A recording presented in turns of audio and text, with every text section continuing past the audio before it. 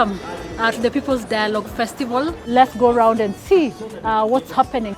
This is the fourth edition of the People Dialogue Festival, and we have been growing. Politics in Kenya has been generally commandeered by the political class. We want citizens to secure these safe spaces by themselves, for themselves, to engage in the issues that they believe in. So we have a good number of political parties in Kenya, and you will see most of them represented here. This is the oldest party, KANU, and we have the Democratic Party here as well, UDA here, and we have Jubilee also at that side. On a normal day, they will not rarely engage, but today they're here sharing space and engaging together.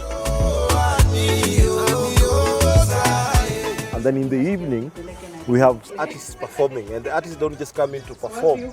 They also sit down to have a conversation with the young people in the audience about their worldview. Here we are at the SDG village. As you can see, it's for us to accelerate implementation of SDGs in the decade of action. Let's start from where it hurts most. This is going to be one of the most exciting areas going into the years, because playing politics that can be played in other stages cannot be played here. Now, how does climate change come into play? The first level, we have an economic model. Kenya this year, we are having our next general election. We are going to have a new government in place, and it's very important for us to align political manifestos, to align political dialogues towards sustainable development.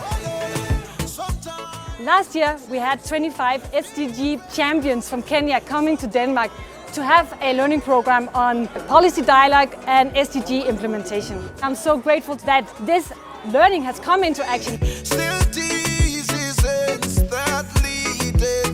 I do like that we went to Denmark and learned so much about collaboration, dialogue, and most importantly, how to co-create spaces together. So the 25 was selected from a number of sectors: political parties, women's movement, youth movement, civil society organizations.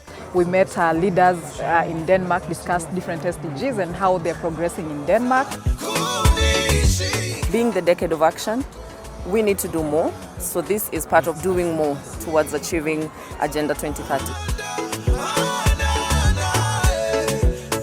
People's Dialogue Festival. 3 amazing days here at the SDG village. And now it's that time to pass the baton to Uganda.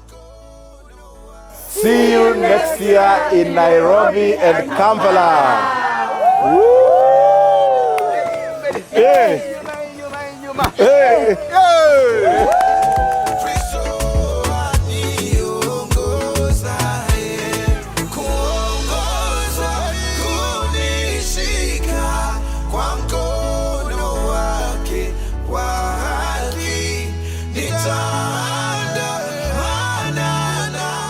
The People's Festival is really a democratic space for everyone to come and engage.